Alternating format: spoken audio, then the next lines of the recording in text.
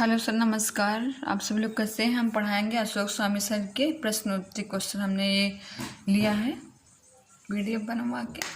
तो देखते हैं 200 क्वेश्चन है। ठीक है, एक एक क्वेश्चन देखते हैं। रीतिकाल की सर्वमान्य समय सीमा क्या है? रीतिकाल की सर्वमान्य सीमा क्या है? 1700 से 19 ईस्वी तक, 1700 से 19 तक। ठीक, फिर निम्नलिखित में से सुमेलित कौन सा नहीं है? सुमेलित कौन सा नहीं? मिश्र बंधु, अलंकृत काल, रामचंद्र शुक्ल श्रृंगार काल, राम शंकर शुक्ल रसाल, फिर काला काल, भागीरथ मिश्र रीति काल, रीति श्रृंगार काल। तो कौन सा मिश्र नहीं है? ये इसमें मिलता नहीं है। ठीक है, रामचंद्र शुक्ल की कौन सी रचना है, आप लोग बताइएगा। फिर रीतिकाल काव्य को दिव्य अर्श पोएटिका कहने वाले विद्वान कौन से हैं? George Abraham Lincoln. कौन से? जॉर्ज अब्राहम लिंकन क्या है कहने वाले? दी आर्स पोएटिका कहने वाले जॉर्ज अब्राहम लिंकन है। ठीक, फिर देखते हैं रीतिकाल को एलाबोरा इट्स पीरियड कहने वाले विद्वान कौन से हैं? एडविन ग्रीव्ज। ठीक, फिर रीतिकाल को साहित्यिक शास्त्र काल कहने वाले विद्वान कौन है? साहित्य शास्त्रीय काल कहने वाले रीतिकाल के विद्वान कौन है? पृथ्वीनाथ कमल कुलश्रेष्ठ। फिर इसके आगे देखते हैं, इसके आगे देखेंगे हम रीतिकाल को काला काल कहने वाले विद्वान कौन है? रीतिकाल को काला काल कहने वाले विद्वान काखा दोनों है। ठीक है, काखा दोनों में से कौन आएगा? राम शंकर शुक्ल रसाल और डॉक्टर राम कुमार वर्मा। फिर देखिए रीतिकाल को श्रृंगार काल कहने वाले विद्वान कौन है? रीतिकाल को श्रृंगार काल कहने वाले विद्वान कौन है? विश्वनाथ प्रसाद मिश्र। कौन है? विश्वनाथ प्रसाद मिश्र। आचार्य रामचंद्र शुक्ल के अनुसार रीतिकाल के प्रवर्तक कौन है? चिंतामणि। कौन है? चिंतामणि। आचार्य रामचंद्र शुक्ल के अनुसार रीतिकाल के प्रवर्तक कौन है? चिंतामणि। फिर डॉक्टर नागेंद्र के अनुसार रीतिकाल के प्रवर्तक कौन है? केशवदास। क्या है? केशवदास। डॉक्टर नागेंद्र के अनुसार रीतिकाल के प्रवर्तक हैं। अपने आश्रयदाताओं की रुचि के कारण रीतिकाल काव्य का उदय हुआ। कथन किस इतिहासकाल का है? क्या है? अपने आश्रयदाताओं की रुचि के कारण रीतिकाल काव्य का उदय हुआ। कथन किस इतिहासकार का है? ये कथन किस रीतिकाल का था? किस का था वो कथन? आचार्य रामचंद्र शुक्ल। ठीक, आचार्य रामचंद्र शुक्ल। संस्कृत साहित्य में अनेक प्रकार के लक्षण ग्रंथ हैं, अतः उनसे प्रेरित होकर हिंदी साहित्य में से भी रीति काव्य लिखा जाने लगा। यह कथन किसका था? हजारी प्रसाद द्विवेदी का। कौन सा कथन? संस्कृत साहित्य में अनेक प्रकार के लक्षण ग्रंथ लिखे गए थे, अतः उनसे प्रेरित होकर हिंदी साहित्य में भी रीति काव्य लिखा जाने लगा। कथन किस इतिहासकार का था? हजारी प्रसाद द्विवेदी। फिर राग दरबारी संस्कृति का प्रभाव होने के कारण उस समय के कवि हताश एवं निराश हो गए, अतः अपनी निराशा को दूर करने के लिए रीति काव्य रचा गया। कथन किसका है? डॉक्टर नागेंद्र का। डॉक्टर नागेंद्र कौन सा कथन है? दरबारी संस्कृति का प्रभाव होने के कारण उस समय के कवि हताश एवं निराश हो गए थे, अतः अपनी निराशा को दूर करने के लिए रीति काव्य रचा गया। यह कथन किसका? डॉक्टर नागेंद्र का। निम्नलिखित में से रीतिकाल के पतन का कारण है? क्या है? पतन का कारण उपयुक्त तो सभी है। ठीक है, पतन का कारण उपयुक्त तो सभी रीतिकाल का है। फिर हिंदी साहित्य में रीतिकाल परंपरा की पहली रचना कौन है? रीतिकाल में हिंदी की पहली रचना कौन है? कौन है? हित तरंगड़ी कृपानाथ की है। फिर किसने रीतिकाल को गुंडेपन व सुहृदेपन की हरकत कहा? गुंडेपन व सुहृदेपन की हरकत कहा। किसने कहा? मार्कंडेय वाजपेयी ने कहा। ठीक, उसके बाद में देखते हैं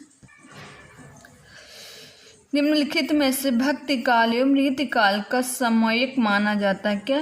बाबू जगन्नाथ दास रत्नाकर। ठीक, निम्नलिखित में से रीतिकाल रीतबद्ध का कभी नहीं, निम्नलिखित में से रीतबद्ध का कभी नहीं, क्या नहीं, कौन से नहीं, बजसेन नहीं, क्या नहीं, बजसेन, क्या नहीं, रीतबद्ध कभी नहीं, कौन नहीं, बजनेस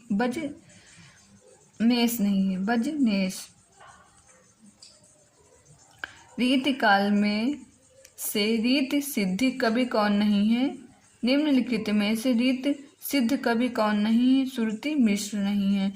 निम्नलिखित में से रीत मुक्त कभी नहीं है, ग्वाल कभी नहीं है। फिर रीत काल कवियों को रीत सेचत एवं काव्य सेचत में विभक्त करने वाले विद्वान कौन, हजारी प्रसाद द्विवेदी। ठीक, निम्नलिखित में से रीत काल की विशेषता नहीं है, कौन सी नहीं है, शांत रस की प्रधानता नहीं, किसमें नहीं, रीत काल की विशेषता नहीं, कौन नहीं, शांत रस की प्रधानता। केशव दास का जन्म एवं निधन काल कब हुआ, 1555 से 1617 ईस्वी। ठीक, कब हुआ, केशव दास का जन्म एवं निधन कब हुआ, 1555 से 1517 ईस्वी। ठीक, फिर आगे देखते हैं। निम्नलिखित में से केशव दास की रचना कौन नहीं है, निम्नलिखित में से कौन सी रचना एवं रचनाकार सुमेलित नहीं, किसकी, केशव दास की। रसिक प्रिया 1591 ईस्वी सही है, विज्ञान गीता 1610 सही है, रामचंद्रिका 1605 सही है, तो सही कौन नहीं, कवि प्रिया का समय बताइएगा आप लोग कमेंट में। फिर देखिए केशव दास की कौन सी रचना कृष्ण भक्ति द्वारा रचित प्रबोध चंद्रोदय नाटक पर आधारित है, किस पर आधारित है, प्रबोध चंद्रोदय किसकी रचना है, केशव दास की। कौन है, विज्ञान गीता पर, विज्ञान गीता यह नाटक किस पे आधारित है, प्रबोध चंद्रोदय है किसकी, केशव दास की। ठीक, फिर देखते हैं केशव दास द्वारा रचित रामचंद्रिका को छंदों का अजैब घर कहा, किसने कहा है, रामस्वरूप चतुर्वेदी ने कहा है। क्या कहा है, केशव दास द्वारा रचित रामचंद्र को छंदों का अजैब घर कहने वाले विद्वान कौन है, रामस्वरूप चतुर्वेदी है, ये किसकी, केशव दास की। फिर केशव दास द्वारा रचित रामचंद्रिका की सर्गों की संख्या कितनी, रामचंद्रिका में सर्गों की संख्या कितनी है, 49, कितनी, 49, किसमें है, रामचंद्रिका के सर्गों में, किसकी है, केशव दास की। ठीक, केशव दास द्वारा रचित जहांगीर जस चंद्रिका का रचना काल क्या है, 1612 ईस्वी, क्या है, 1612 ईस्वी। केशव दास द्वारा रचित जहांगीर जस चंद्रिका रचना काल 1612 ईस्वी है। फिर केशव दास ने निम्नलिखित में से किन दो नए संचार भावों की रचना की, किसने की, विवाद व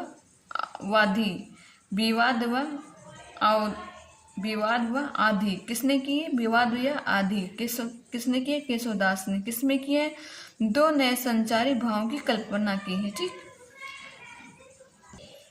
इसके बाद में देखते हैं किस आलोचक ने केशव दास को संस्कृत का क्लासिक पंडित कहा है, किसने कहा, डॉक्टर बच्चन सिंह ने। क्या कहा है, संस्कृत का क्लासिक पंडित कहा, किसने कहा, केशव दास ने। पंडित किसने कहा, बच्चन सिंह, और किसको कहा, केशव दास को। किसने कहा, पंडित बच्चन सिंह ने।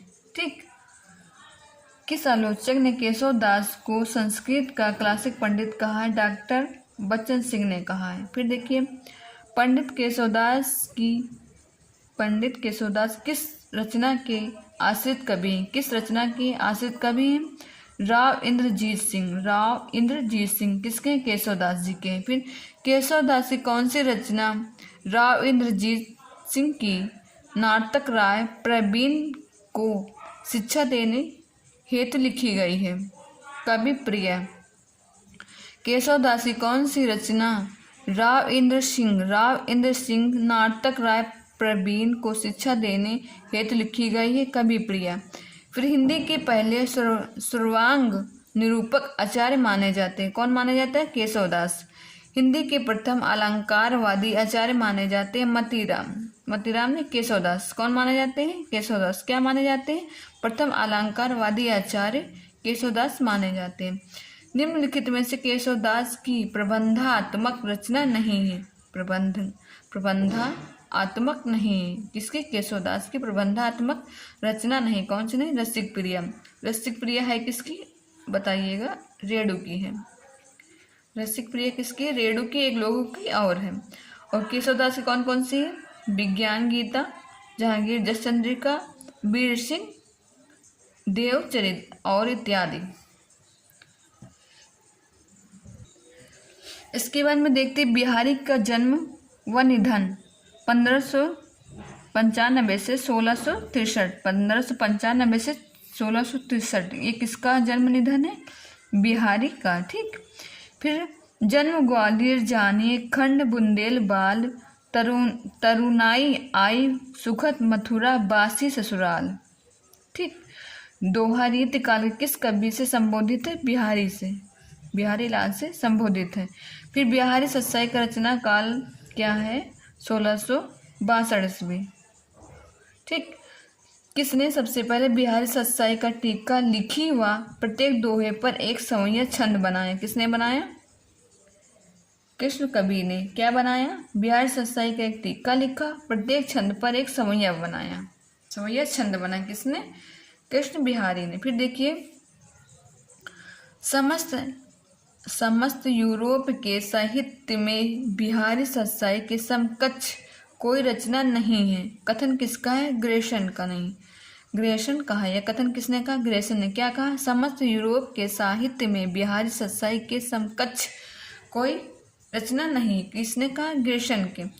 बिहारी सत्साई को शक्कर की रोटी कहने वाले आलोचक कौन है, डॉक्टर पद्म सिंह शर्मा। कौन है, डॉक्टर पद्म सिंह शर्मा क्या है, शक्कर की रोटी कहने वाले आलोचक हैं। फिर आगे देखते हैं, किस आलोचक ने बिहारी सत्साई को रसिकों के हृदय का घर कहा, किसको कहा, हजारी प्रसाद द्विवेदी ने। क्या कहा, किस आलोचक ने बिहारी सत्साई के रसिकों के हृदय का घर कहा, हजारी प्रसाद द्विवेदी ने। बिहारी एक ऐसी पीयूष वर्षी घनश्याम है जिनके उदय होते ही सूर व तुलसी आच्छादित हो जाते हैं, कथन किसका है, राधाचरण गोस्वामी का, राधाचरण गोस्वामी का। फिर देखिए किसके बिहारी को सूर, तुलसी और केशव के बाद हिंदी साहित्य का चौथा रत्न कहा जाता है, किसको कहा जाता है, लाला भगवान दीन को। क्या कहा जाता है, किसने बिहारी को सूर, तुलसी और केशव के बाद हिंदी साहित्य का चौथा रत्न कहा जाता है, लाला भगवान दीन को। फिर देखिए कारी कमाई सत्साई भरी अनेक स्वाद, बिहारी सत्साई के संदर्भ में उपयुक्त कथन किसका है, बिहारी का। रीतिकाल के प्रतिनिधि कवि कौन है, रीतिकाल के प्रतिनिधि कौन है, बिहारी हैं। ठीक है, फिर भूषण का जन्म निधन कब हुआ, भूषण का जन्म हुआ निधन कब हुआ, 1613 से 1715 में, 1613 से 1715 में किसका जन्म निधन है, भूषण जी का। फिर आगे देखते हैं, आगे आचार्य विश्वनाथ प्रसाद मिश्र के अनुसार भूषण का वास्तविक नाम क्या है, भूषण जी का वास्तविक नाम घनश्याम भूषण है, घनश्याम भूषण है। किसने कहा, आचार्य विश्वनाथ जी ने कहा कि इनका वास्तविक नाम भूषण घनश्याम है। भूषण को भूषण की उपाधि देने के द्वारा किसने कहा, भूषण को भूषण की उपाधि किसने दी, रुद्र शाह सोलंकी, किसने दी, रुद्र शाह सोलंकी ने दिया। ठीक, भूषण का अलंकार विषय ग्रंथ किसका है, शिवराज भूषण का, शिवराज भूषण का क्या है, भूषण का अलंकार विषय ग्रंथ है। ठीक, फिर है भूषण की रचना कौन नहीं है, भूषण की रचना कौन नहीं, छंदमाला नहीं है। भूषण को रीतिकाल का विलक्षण कवि कहने वाले इतिहासकार कौन है, डॉक्टर नागेंद्र है। क्या, डॉक्टर नागेंद्र क्या है, भूषण को रीतिकाल का विलक्षण कहने वाले इतिहासकार कौन है, डॉक्टर नागेंद्र है। फिर किस शासक के बारे में यह मान्यता है कि उन्होंने भूषण की पालकी को कांधा लगाया है, किसने लगाया है, छत्रसाल बुंदेला ने। ठीक, फिर बताना किस कवि को रीतिकाल का राष्ट्र कवि कहा जाता है, किस कवि को रीतिकाल का राष्ट्र कवि कहा जाता है, किसको कहा जाता है, भूषण को कहा जाता है। रीतिकाल का राष्ट्र कवि किसको कहा जाता है, भूषण को कहा जाता है। फिर देखिए देव का जन्म व निधन काल क्या, 1673 से 1767। ठीक, डॉक्टर नागेंद्र के अनुसार देव द्वारा रचित ग्रंथों की संख्या कितने हैं? 72। कितने हैं? 72। क्या है? डॉक्टर नागेंद्र के अनुसार देव द्वारा रचित ग्रंथों की संख्या कितनी है? 72। देव की किस रचना ने भगवान कृष्ण के चरित्र का वर्णन किया? किसके चरित्र का वर्णन किया है? भगवान चरित्र का। किसने किया है? देव ने। देव चरित्र। देव की किस रचना में भगवान कृष्ण के रचित का वर्णन किया है? देव चरित्र ने। निम्नलिखित में से देव की रचना नहीं है। कौन सी नहीं है? प्रेम फुलवारी। प्रेम फुलवारी है किसकी? कमेंट में बताइएगा। देव की रचना है कौन कौन से? जाति विलास, प्रेम विलास, प्रेम चंद्रिका। ये भारतीय से मिलती जुलती रचनाएं हैं, तो आप लोग ध्यान देते रहिएगा। और इसकी रचनाएं देव जी की और भी हैं। फिर देखिए, निम्नलिखित में देव की प्रथम रचना मानी जाती है। देव की प्रथम रचना कौन मानी जाती है? भाव विलास। कौन मानी जाती है? भाव विलास। ठीक। निम्नलिखित में से कौन सी रचना देव ने राजा भोगीलाल के आश्रय में रहकर उनकी प्रशंसा की है? किसकी प्रशंसा की है? रस विलास की। कौन सी प्रशंसा की? कौन सी रचना देव की राजा भोगीलाल के आश्रय में रहकर उनकी प्रशंसा की है? रस विलास। फिर आगे देखते हैं। देव की किस रचना में काव्य के विविध अंगों का वर्णन कवित्व व सवैया छंदों में किया गया है? कवित्व व सवैया छंदों में किया गया है। सुख सागर तरंग। सुख सागर तरंग। देव की कौन सी रचना कृष्ण कवि द्वारा रचित प्रबोध चंद्रोदय नाटक पदबंध का अनुसार नहीं है? देव की कौन सी रचना कृष्ण कवि द्वारा रचित प्रबोध चंद्रोदय नाटक का पदबंध अनुवाद नहीं? कौन नहीं? प्रेम देव माया प्रपंच। देव माया प्रपंच नहीं। ठीक। देव की किस रचना के विषय वासना के तिरस्कार प्रेम के महत्वमय और उनके विविध रूपों का वर्णन किया गया है? प्रेम तरंग। प्रेम चंद्रिका। किसकी है प्रेम चंद्रिका? देव की है। क्या किया गया है? तिरस्कार प्रेम महत्वमय और उनके विविध रूपों का वर्णन किया गया है। किसकी? देव की किस रचना में शब्द शक्ति नवरस नायक नायिका भेद छंद आदि की विवेचना की गई? शब्द रसायन। शब्द रसायन। रीतिकाल का कौन सा कवि अपने अक्खड़ स्वभाव के लिए जाना जाता है? किसके लिए जाना जाता है? देव के लिए जाना जाता है। रीतिकाल का कौन सा कवि अपने अक्खड़ स्वभाव के लिए जाना जाता है? देव का जाना जाता है। रीतिकाल में सर्वप्रथम मौलिक उद्धव भावनाएं प्रकट करने वाले हैं कौन है? देव। ठीक।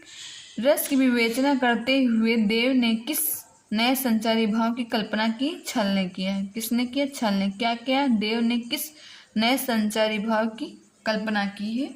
देव ने। किसने कहा कि देव हित तरांगड़े के अनुयायी थे? भारतेन हरिश्चंद्र ने। किसने कहा है कि देव हित हरिवंश के अन्याय अनुयायी थे? भारतेन हरिश्चंद्र ने।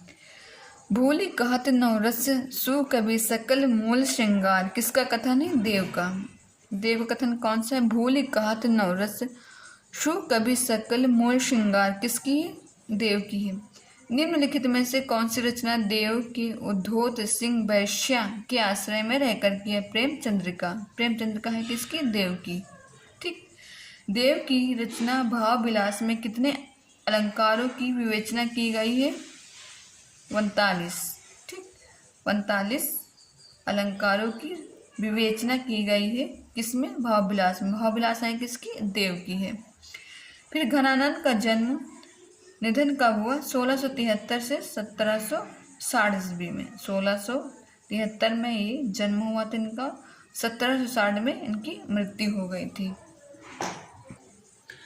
फिर आगे देखते हैं। निम्नलिखित में घनानंद की रचना कौन सी नहीं है? कौन सी नहीं? इश्क नामा। इश्क नामा है किसकी? बोधा की है।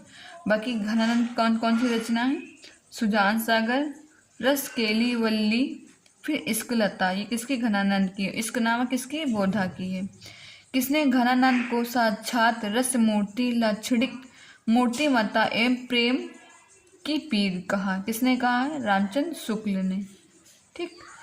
बिरहा तो घनानंद की पूंजी ठहरा। बिरहा तो घनानंद की पूजी ठहरा, किसका कथन है? रामधारी सिंह दिनकर का।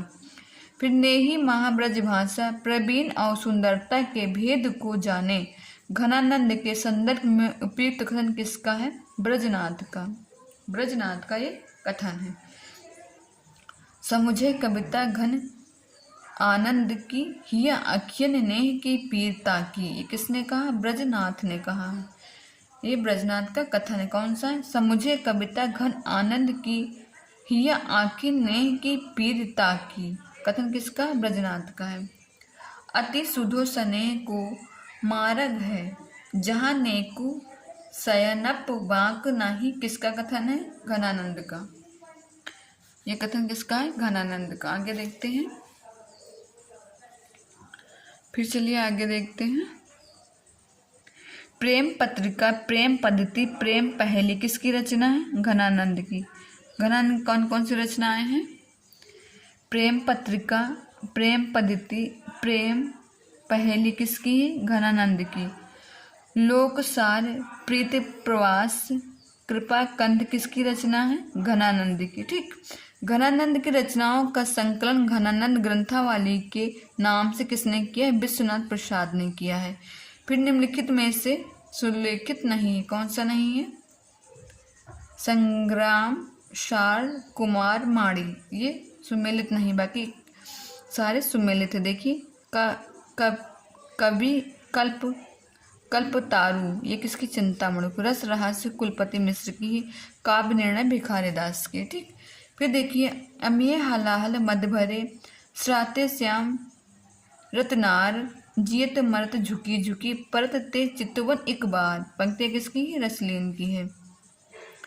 तिरिया तेल हमीर, हट चढ़े न दूजो बार, ये किसकी है? ग्वाल कवि की रचना है। रचना नहीं, पंक्तियाँ हैं। किसकी? ग्वाल कवि की। इसके बाद में देखते हैं इश्क लहर हर दवाए, इश्क लहर हर दवाए के रचनाकार कौन है? ग्वाल कवि। ठीक, ग्वाल कवि हैं। हिम्मत बहादुर, बिरुदावली, गंगा लहरी, जगत विनोद के रचनाकार कौन है? पद्माकर। पद्माकर। पद्माकर की कौन कौन सी रचना है? हिम्मत बहादुर, बिरुदावली, गंगा लहरी, जगत विनोद के रचनाकार कौन है? पद्माकर। फिर देखिए निम्नलिखित में सुमेलित नहीं है। व्रत विचार, दशरथ कवि, ये सुमेलित है। कवित्व रत्नाकर सेनापति, ये भी सुमेलित है। रतन हजारा रस निधि, ये भी सुमेलित है। तो इसमें यमक सत्साई कालिदास द्विवेदी की नहीं है, तो ये सुमेलित नहीं है। निम्नलिखित में से सुमेलित नहीं है। कवि कुल कंठाभरण दुल्हा कवि की, ये भी सही है। भाषा भूषण जसवंत सिंह, ये भी सही है। ललित ललाम मतीराम, ये भी सही है। रसभूषण चंद्रशेखर वाजपेयी, ये नहीं सही, ये गलत है। ठीक। फिर अलंकार माला,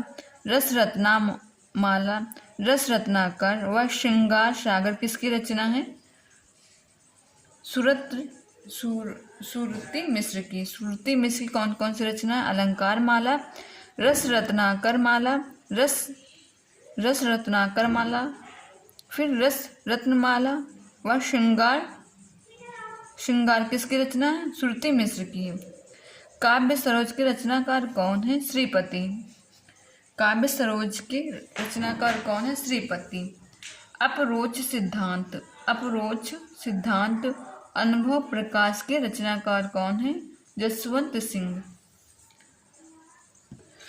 फिर आगे देखते हैं रस रत्नावली व काव्य रत्न के रचयिता कौन है? मंडल मिश्र।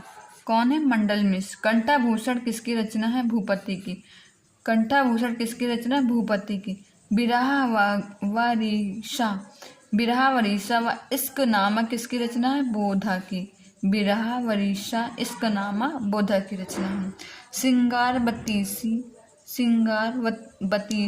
श्रृंगार चालीसा, श्रृंगार लतिका सौरभ किसकी रचना है? द्विजदेव की। द्विजदेव की कौन कौन सी रचना है?